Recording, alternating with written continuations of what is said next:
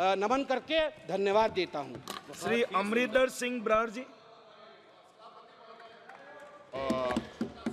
रूडी साहब please please.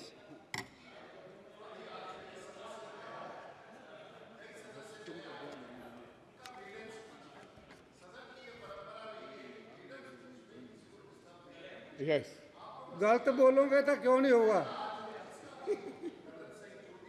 नहीं गलत क्यों? रूडी साहब, थैंक यू। रूडी साहब आपकी बात मान ली है। Please Amarinder Singh Brar ji please start. सभापति, मैं थोड़ा धन्यवाद करना चाहना कि तुसी अज मैनू इस सदन विच राष्ट्रपति दे भाषण ते बोलन का मौका दिता। भाई अब रूडी साहब, मैं उस धरती तो आना है जिस धरती तो जिहड़ी धरती गुरुआं पीरां पैगंबरां दी धरती है, जवानां दी धरती है ते किसानां दी धरती है। ते मैं अपने भाषण देने तो पहला साहिबे कमाल गुरु गोबिंद सिंह जी महाराज जी का वो जिहड़ा फरमा दिता फरमान, दे अशिवावर मोहे एहे शुभ कर मनते कब हूं ना टरूं हर सो जब जाए लरूं निश्चय कर अपनी जीत करूं। सच्चे पातशाह दा ये फरमान दे नाल मैं अज इस लोक सभा च बोलन लगे। सभापति, मैं आपको बताना चाहता हूं, मैंने कहा कि मैं गुरुओं की धरती और जवानों की धरती और किसानों की धरती से आता हूं। जवानों की बात आज हमारे आदरणीय राहुल गांधी ने की है। हालांकि विपक्ष द्वारा उसको घुमाने का काम किया, लेकिन राहुल गांधी ने एक बात कही कि अग्निवीर को शहीद का दर्जा इस देश में मिलना चाहिए।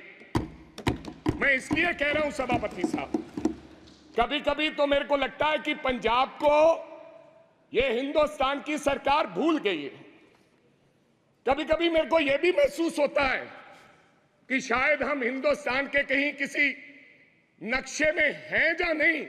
जिस प्रकार से हमारे सरकार का हमारे पंजाब के लोगों की तरफ व्यवहार है, ऐसा हमें महसूस होता है।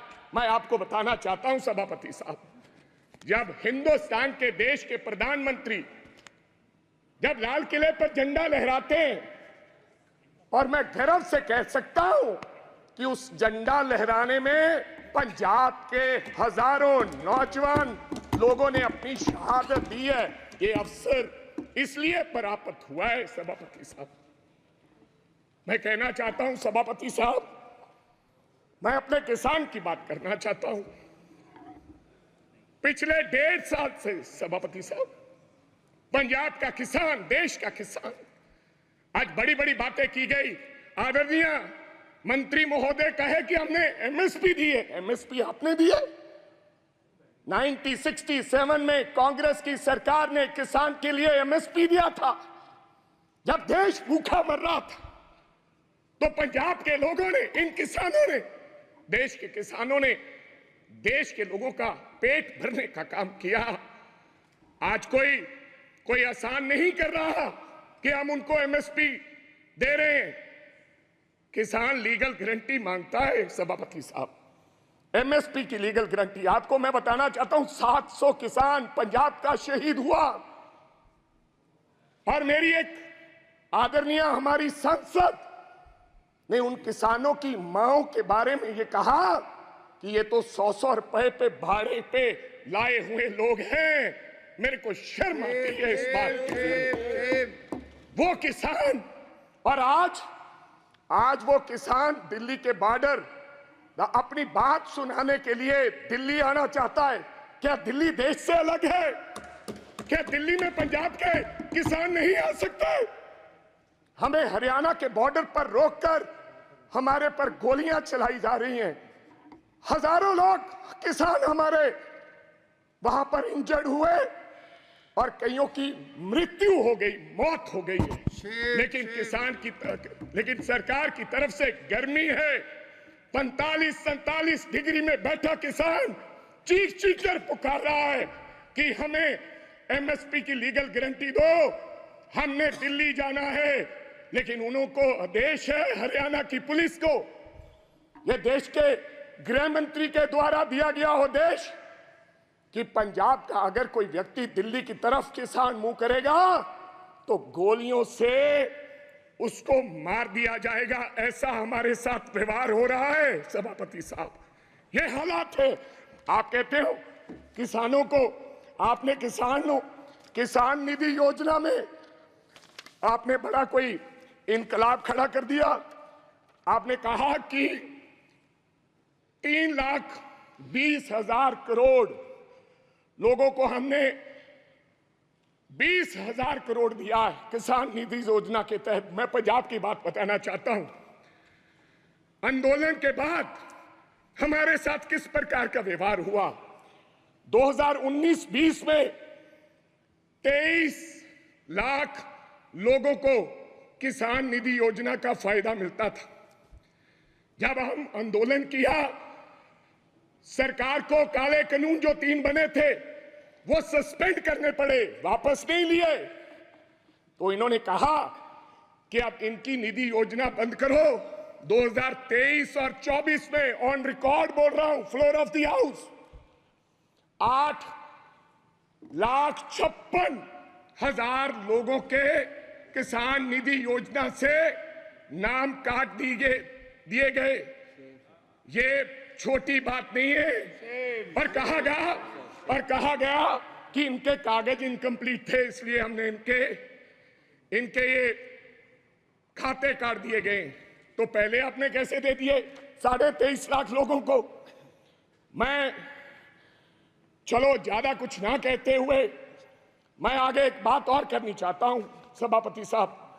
ये किसान का हाल है, मैं बताना चाहता हूं। अभी मैं पेज नंबर 19 पे पढ़ रहा था कि ये भारतीय न्याय संहिता यानी कि penal code will come into force in the country from the 1st of July, लोगों को इंसाफ देने के लिए। और देश के गृह मंत्री ने लॉ एंड ऑर्डर की बात कही कि पंजाब में लॉ एंड ऑर्डर की स्थिति ठीक नहीं है। आज से 4-5 महीने पहले मैं आपको ये कहना चाहता हूं, आप लोगों को जस्टिस देने के लिए ये लॉ लेकर आ रहे हैं। आप कभी पाकिस्तान की बात करते हैं, कभी चाइना की बात करते हैं, कभी कुछ और कहते हैं, लेकिन मैं आज इस सदन में एक बात कहनी चाहता हूं। सभापति साहब, हमारा एक साथी था, उसका नाम था सिद्धू मूसेवाला, एक कलाकार था, दुनिया में उसका नाम था। चाहे तमिलनाडु हो, चाहे महाराष्ट्र हो, चाहे केरला हो, चाहे न्यूयॉर्क हो, उसके गाने पर दुनिया झूम उठती थी। और मैं ये भी कहना चाहता हूं सभापति साहब, टाइम स्क्वायर न्यूयॉर्क में हर तीसरे दिन सिद्धू मूसेवाला बजता है। बिलबोर्ड दुनिया के 100 गाने, उनमें से सिद्धू मूसेवाला हर रोज पहले, दूसरे, तीसरे नंबर पे वो व्यक्ति रहता है। उसके साथ हुआ क्या, मैं आज इस सदन को जानकारी और बताना चाहता हूं आपके माध्यम से। क्या हुआ 28 साल के नौजवान के साथ। हम नेशनल सिक्योरिटी की बात करते हैं, आप कहते हैं हिंदुस्तान में परिंदा भी पर नहीं मार सकता। आप ये कहते हैं कि हम हैं, चिंता मत कीजिए। लेकिन क्या हुआ, नौजवान 28 साल के नौजवान को गोलियों से मार कर 10 गोलियां मारकर दिन दहाड़े मार दिया गया। और मारा किसने सभापति साहब? बहुत से लोग मारे जाते हैं, मारा किसने? एक तिहाड़ जेल में बैठा एक गैंगस्टर जिसका नाम लॉरेंस बिश्नोई है, उसने मारकर कहा, जेल से इंटरव्यू दिया और कहा मैंने मारा है। अभी तो सिद्धू मूसेवाला मारा है, अभी इसके बाप को भी मरना होगा। जेल से इंटरव्यू दिया।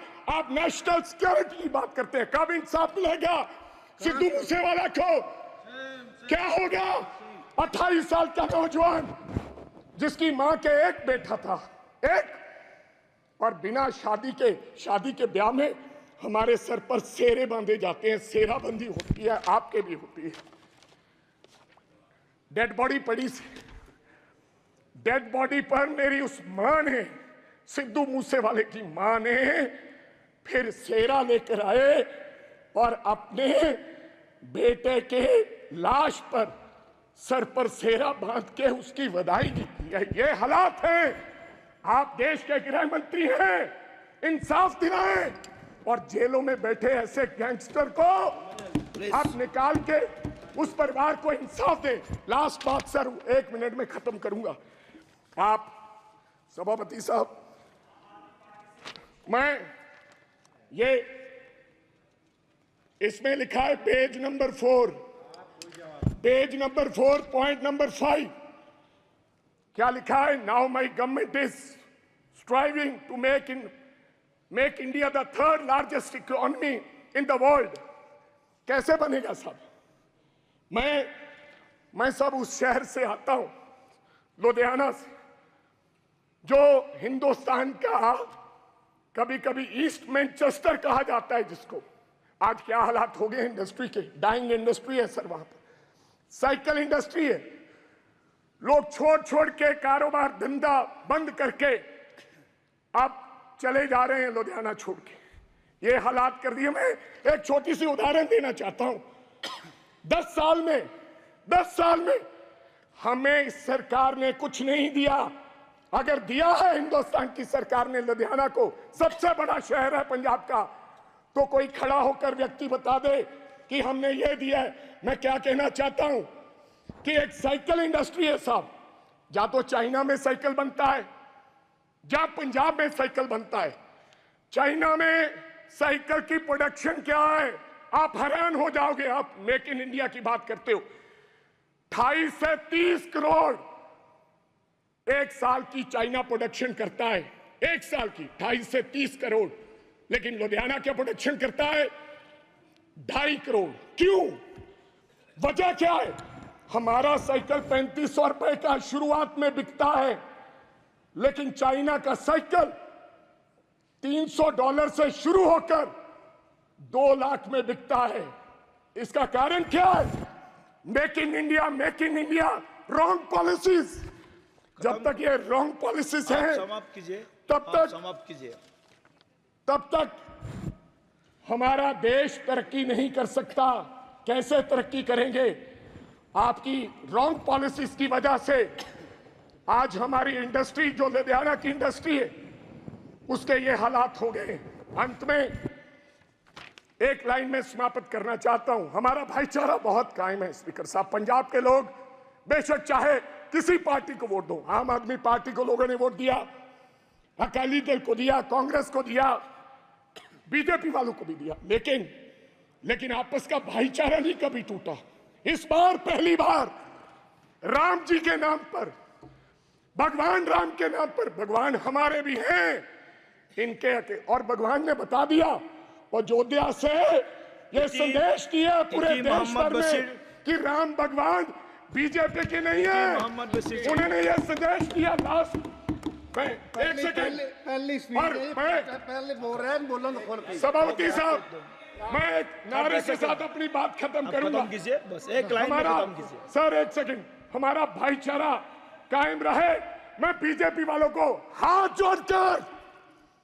जोड़कर गुजारिश करना चाहता हूं, देश के प्रधानमंत्री जी को, देश के गृह मंत्री जी को, कि मंगलसूत्र की बात ना करें। थैंक यू आप कब्रिस्तान की बात मत करें।